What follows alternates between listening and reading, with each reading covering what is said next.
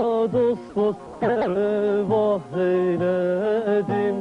İndim Koç Baba'ya dost dost vah eyledim. Bugün yaylımdadır hey dost, geliyor koşar. Mübarek cemaline yar seyran eyledim. Bugün yaylımdadır hey dost, geliyor koşar. Ali Haydar, Ali Ali geliyor koşar.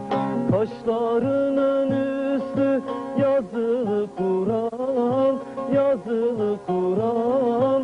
Ya mahrumlu kalır alim, alim, alim, alim, alim, alim, alim, alim, alim.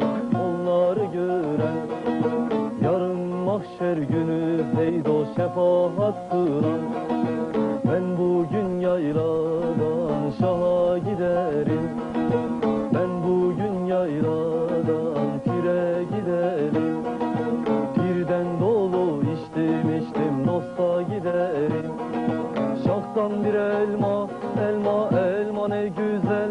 Elma içi pirinç dışı kuruç, elma ne güzel elma. Eğlenin durnalar şaha gidelim. Eğlen pire gidelim, eğlen dosta gidelim.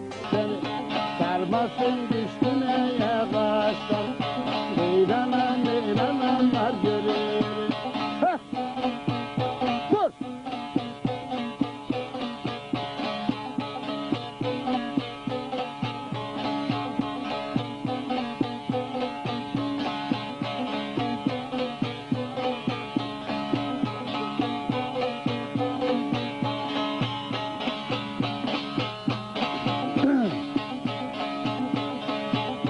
Sana diyorum sana yüze kırıcı, sana diyorum sana yüze kırıcı.